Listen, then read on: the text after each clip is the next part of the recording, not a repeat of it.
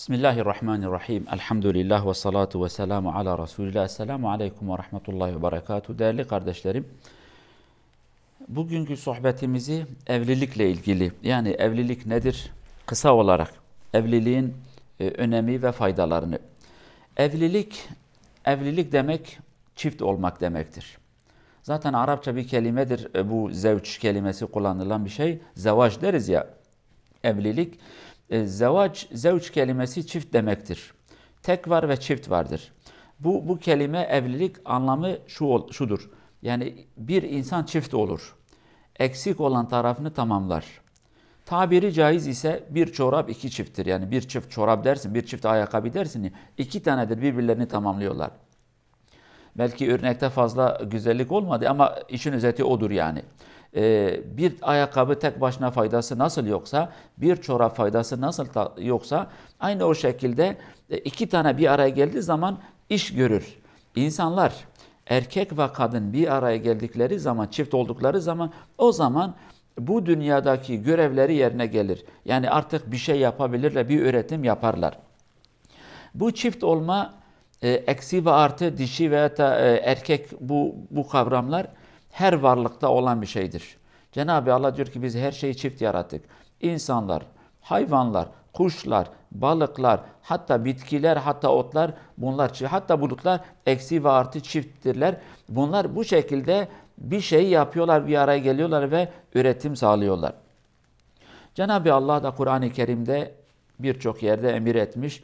Evlenin, gençlerinizi, eşsiz olanlarınızı evlendirin. Eşi olmayan erkek, eşi olmayan hanımları, kızları, bunları evlendirin. Tabi her varlığın evlenmesi veya da çiftleşmesi doğal olan bir şekilde olur. Sadece insanlarınki bir prosedürü var, bir sistemi var, bir yolu var, bir kanunu var. Konuşmadır, gelmedir, düğündür, tanışmadır. Ondan sonra yine sıkıntılı ve tatlı olan tarafı olan bir sistemdir yani.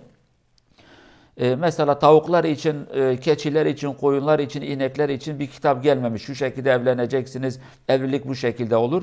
Ama insanlara evlilik için yol gösterilmiştir. Evlenme daireleri var. Hayvanlar için evlenme daireleri yoktur yani. Boşanma daireleri de yoktur, kurumları da yoktur. Ama insanlar için var, çünkü biz aklı başında olan varlıklarız, düşünen insanlarız, konuşan insanlarız ve özgür iradeye sahip olan insanlarız. Ondan dolayı Cenab-ı Allah insanlara bu görevi vermiş ve aynı şekilde nasihat da etmiş. Şu şekilde evleneceksiniz, hayır ve bereketi göreceksiniz. Birçok ayet-i kerimede Cenab-ı Allah evliliği emretmiş, tavsiye etmiş. Gençlerinizi diyor evlendirin. Başka ayetlerde Cenab-ı Allah Peygamber Efendimiz'e diyor ki sallallahu aleyhi ve sellem, senden önce de peygamberler gelmişti. Onların da zürriyetleri ve onların da hanımları vardı. Aynı şekilde Cenab-ı Allah başka ayette diyor ki sizin nefsinizden size bir eş yarattım. Ey erkekler, demez ki size hanımları yarattım. Sizin nefsiniz. Burada söz sahibi olan siz, erkek de olur, kadın da olur. Bize Cenab-ı Allah bizim cinsimizden, aynı şekilde bizim gibi konuşan ve düşünenlerden bir çift yaratmış. Biz birbirlerimizi tamamlıyoruz. Başka ayette Cenab-ı Allah diyor ki ey erkekler, hanımlar size bir elbisedir. Siz de onlar için bir elbisesiniz. Yani siz evlendiğiniz zaman güzel bir görünüme sahip olursunuz. Mesela şunu düşünün. Üstü olmayan, yani elbisesi dışarıya çıkan bir erkeğe, bayana başka bir laf söylenir, erkeklere başka bir gözle bakılır. Üstsüz, elbisesi dışarıya çıkan, insanlar arasında dolaşan bir insana, ya millet der ki bu adam deli olmuş, elbiselerini çıkarmış dışarıya çıkar, ya da der ki bu adam gerçekten geri zekalıdır, kendini beğenmiş fakat aptalın biri. Yani gerçekten millet der ki ahmaktır bu adam. Sen nasıl elbisesi dışarıya çıkmışsın? Bayanlar içinde bir bayan üstsüz dışarıya çıktığı zaman, kendini açıp da dışarıya çıktığı zaman belki çok az insan der bu bayan deli olmuş. Bayanlara bakılan göz şehveti bir gözle bakılır. Erkeklere de aptal ve geri zekalı bir gözle bakılır. Fakat her ikisi de elbise giydiği zaman bu sefer mesela kendine yakışan, bir bayana yakışan bir elbiseyle dışarıya çıkan bir bayan, millet ona abla gözüyle, anne gözüyle, teyze gözüyle, hala gözüyle, bacı gözüyle Kız kardeş gözüyle bakar. Yani sevgi ve saygının bütün sıfatlarını alır. Fakat tam tersi sadece hayvani bir gözle ona bakılacak. Bayan hayvandır değil demiyorum. Bir erkek sadece şehvet gözüyle bakacak. Bir erkek elbisesi dışarıya çıktığı zaman da o da deli veyahut da geri zekalı olarak meydana çıkar. Fakat örtülme olduğu zaman tamamlanma olur, sevgi ve saygı olur, değer olur. Evlilikte erkekler ve kadınlar evlendikleri zaman bu güzel sıfatları, bu güzel değerleri alıyorlar. Bunu bu şekilde söyleyelim. Belki bu elbise meselesinde biz gelecek derslerde eş seçme hususunda biraz yine buna değiniriz inşallah. Yine Peygamber Efendimizin birçok hadislerinde Peygamber Efendimiz evliliği tavsiye etmiştir. Evlenin ey insanlar.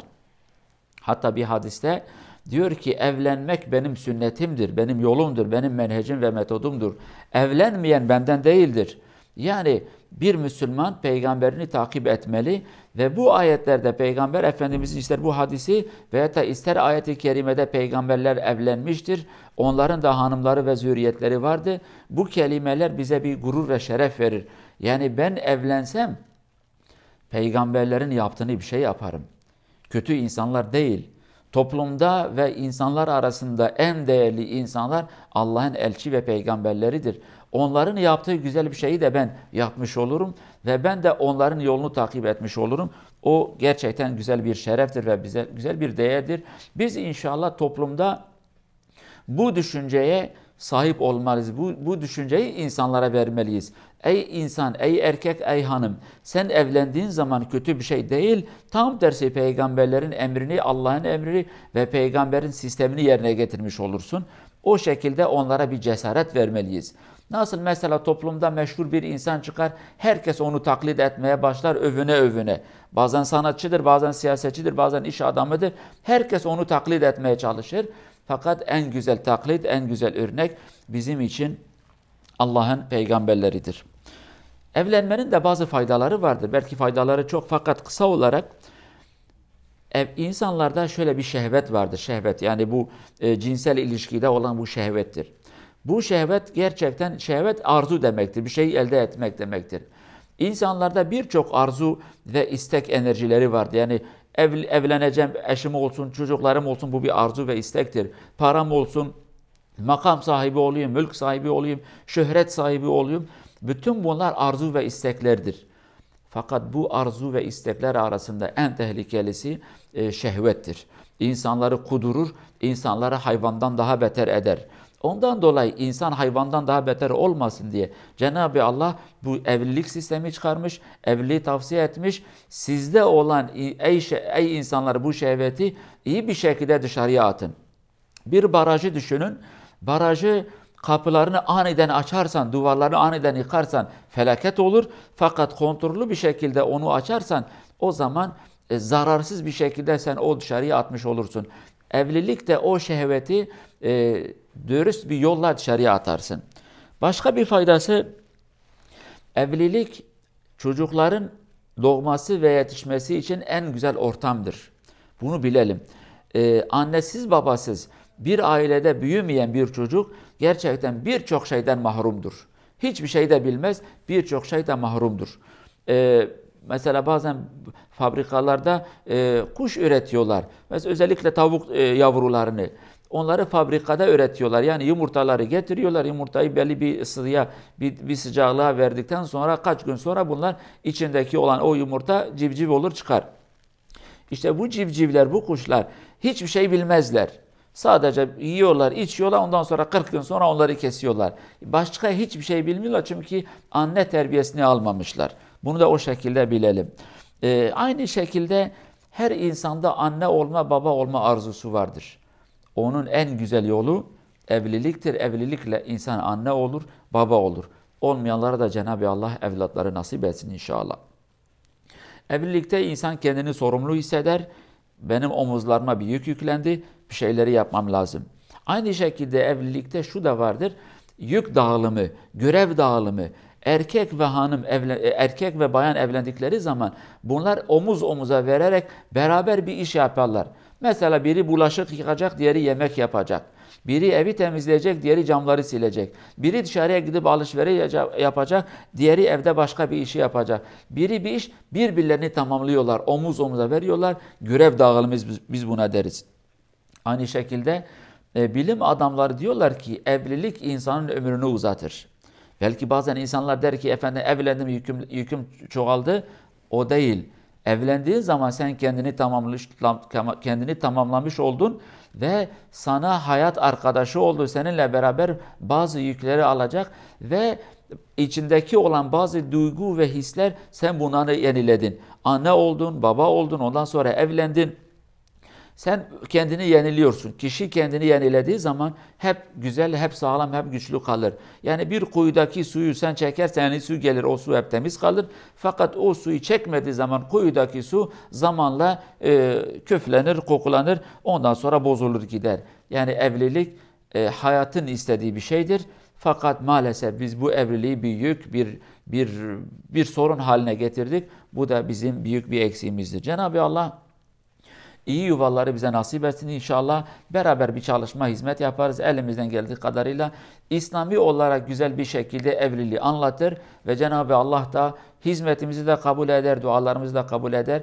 Ve cümlemize de hayırlı bir aileyi nasip etsin inşallah Yüce Allah. Vesselamu Aleyküm ve Rahmetullahi ve Berekatuhu.